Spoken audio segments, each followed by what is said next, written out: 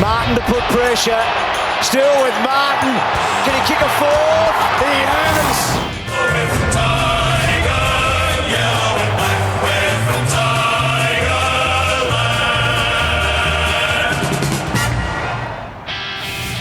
Hello, I'm Damien Barrett and welcome to Access All Areas, brought to you by Sportsbet. Season 2020, it's in the books, and while it was a year with so many differences, it ultimately, Matthew Lloyd, produced a very familiar winner. Yeah, and it's Richmond again, Damo. What a football club they have become. And in 10 years' time, when this era is over and we look back, I'll just say, what a team they were. It wasn't about individuals. Yes, we'll remember Dusty. We'll talk about Dusty later, but he's going to be a Hall of Fame legend, Dusty Martin, with what he has now produced. But you think of players like Castagna and Broad and Baker and Bolter. The list goes on and on about players who just fulfilled their roles, the environment that they create. They've been up for 4 years now. They lost a preliminary final, which we were shocked about, but 3 flags where they just could not be broken down. Geelong were enormous for a half a footy, but you must play 4 quarters against this Damien Hardwick-led Tigers group, and Geelong just weren't good enough to do it, Damo. You must play 4 quarters, and you almost have to beat them 2 or 3 times within that match, don't you, Lotto, in order to get the victory. And there were times of that grand final where the Cats looked totally in control. They got to 22 points out. We'll get to that side of it in a moment. Where does it leave the Tigers? You need 3 premierships, don't you, within a time frame in order to be in the dynasty conversation. You've got the Brisbane Lions, you've got Geelong, you've got Hawthorn a couple of times, in 2013, 14, 15, even back to the 80s and early 90s. Where is this Tigers outfit when you compare with those teams? I don't compare them as having as much top-end talent. Yes, Dusty and Jack and Trent Cotchin and Rance across that time have been good, but I more respect them for the environment and the culture and all those sorts of things in that end. But I have them up there. They're up there with Hawthorn. They're up there with Brisbane as teams that we will long remember for the next couple of decades. When you look at what they're going to take out of 2020 into 2021, it's hard, as we sit here right here today, to not see them back there on the last day again of season 2021.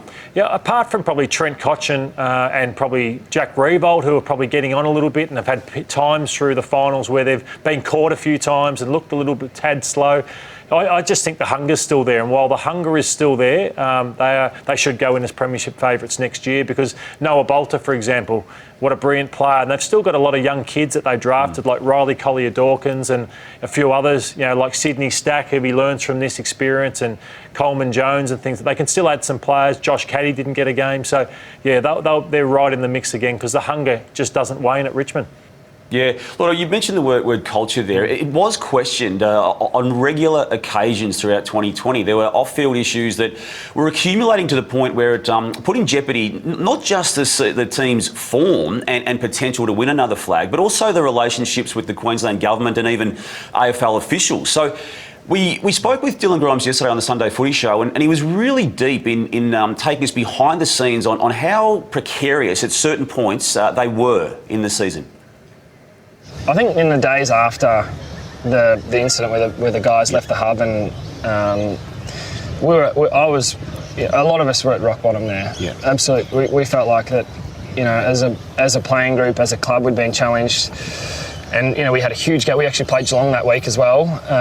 It was really a moment for us where we had to galvanise, and we've gone from being from rock bottom to just growing, and we built something that was just remarkable. It was by far the most rewarding season I've ever played in. Hey Dave, it was a brilliant interview you did with Dylan yesterday on the Sunday Footy Show, and I'll never forget in the year 2000 how I was physically drained and I was emotionally drained. And that was obviously being in Melbourne in my own bed, but it was more the stress of trying to win a premiership. He spoke about having to lay off staff and how a business had probably collapsed on him while he was away, and how he wanted to leave, or thought about leaving after a few weeks. I can't imagine how some of these players are feeling at the moment. Yeah, I think stories like that, Lordo, are going to be coming out in coming days and weeks and months, and not necessarily just from the premiership winning team. While some people may look at some footballers and think, well, they're fortunate. They've been able to still ply their craft and get a wage to do so. It did come with burden, and while they're not looking for sympathy, it's just a statement of fact. Although, back to the game itself, 22 points was the margin late in the second quarter. The Tigers then got a point, and then Dusty Martin started his run. It was a crucial goal. wasn't it? But just contrasting what they dished up in those two halves of footy, it's stark when you look back now on how they were able to turn it around. Very similar to last year's preliminary final v Geelong. Geelong had the game on their terms in the first half, but you look at this, Geelong loved the uncontested marks, the uncontested possession, control the ball.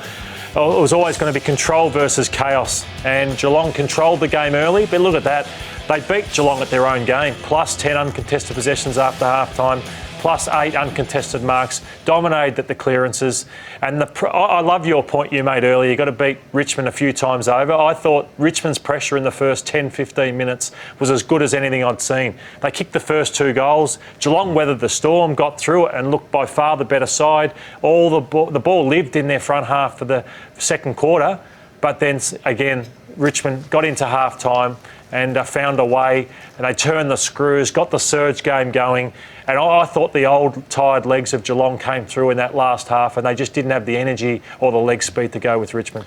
You always talk about team when it comes to Richmond, but they do have someone who's now done what no one else has done in Dustin Martin. No one in the history of the game has won 3 Norm Smith medals, and his surge began late in that second quarter. He was solid to that point, but the goal he kicked at this stage of this game, you can see the score, you can see how little minutes are left in that particular half of football.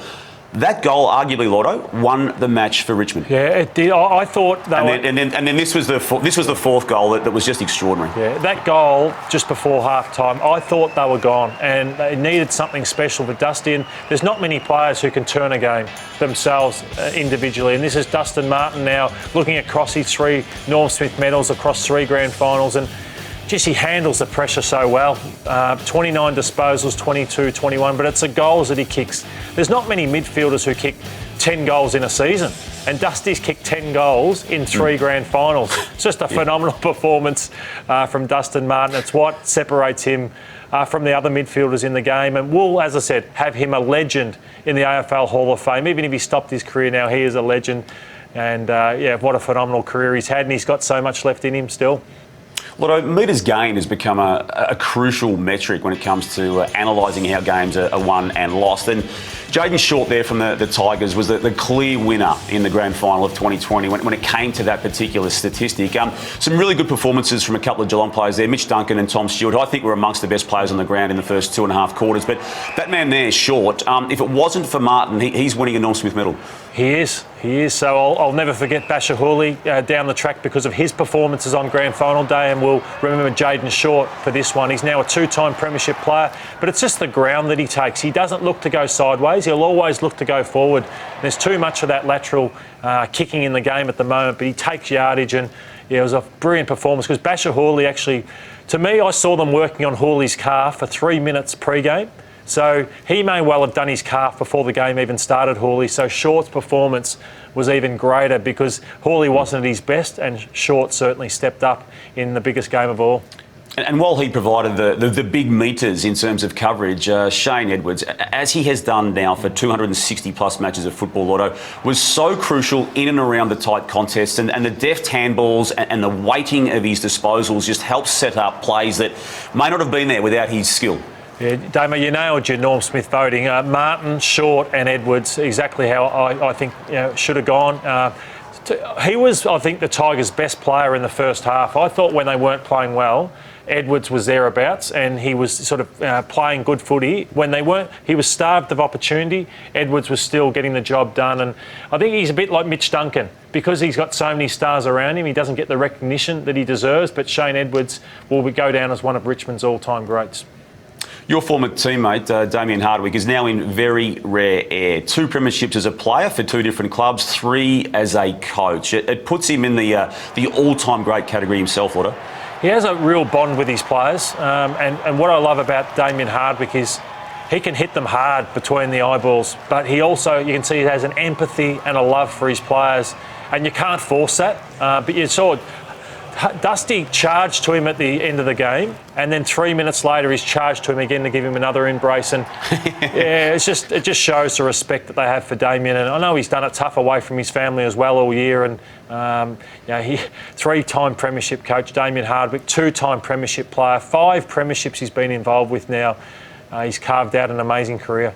He has someone who's also done that, but had a sad ending when it came to his personal side of closing a 19-season career was Gary Ablett. His game began brutally when Trent Cotchin, in the first 5 minutes of the match, tackled him in a fair fashion, but it popped that shoulder, Lordo, that he's had so many problems with in probably the last 9 to 10 years of his career. That those problems began at the Gold Coast Suns. He came back on, but he just was not able to have 1 inch of impact on this game, apart from that very, very skillful handle. He was really brave, Ablett. He helped out the team with rotations, and I thought he was finished for the day when he did his shoulder, but this was a brilliant moment, a beautiful moment.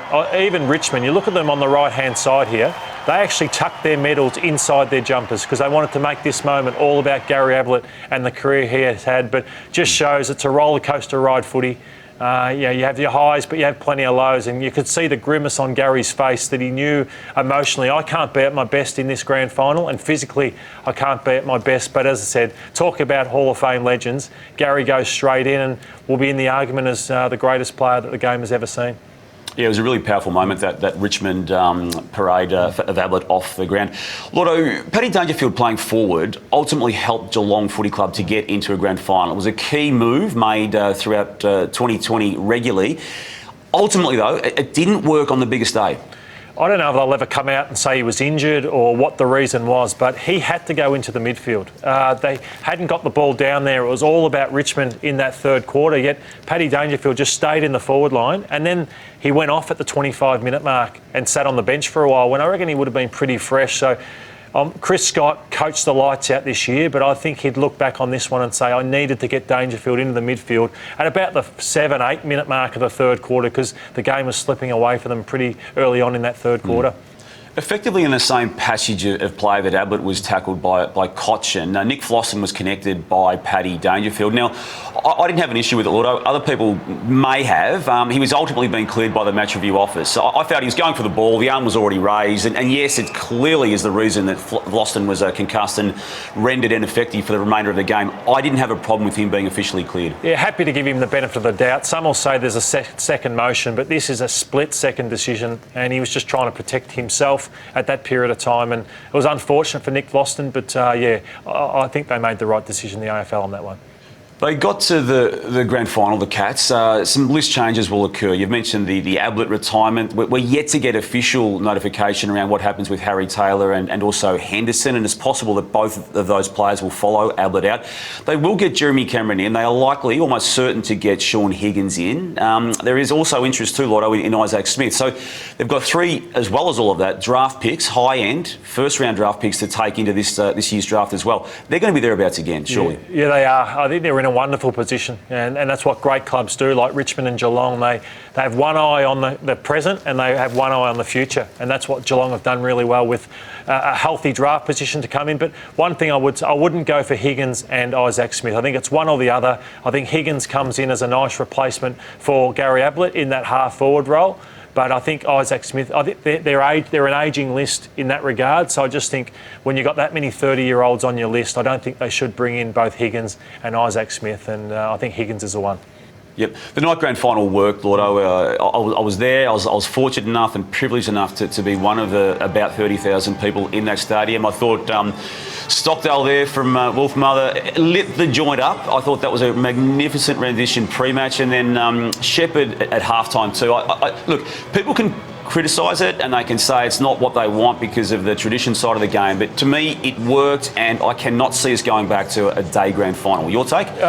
I loved probably being here in Melbourne and seeing just the build-up. I love just waking up in the morning, having a breakfast and the build-up to it, and then start making my drive and just going through Richmond, around Punt Road and around the MCG, and seeing the people at 11, 12 o'clock heading towards a 2:30 grand final. That is what I like, but as I said, I wasn't there to see and witness it like you were, where you really enjoyed it. So I just wonder if we could bring the game forward maybe by a couple of hours so we can enjoy the festivities afterwards. I heard Trent Cotchin yesterday say, he looked at his watch and it was 3 a.m. in the morning, and he couldn't really enjoy the after-match festivities. So that's probably what I'd miss in the after-match functions. One of the biggest joys was when I won a premiership, 10:30 at night, going to enjoy it with the masses at Bomberland. So that's probably what we lose out a little bit.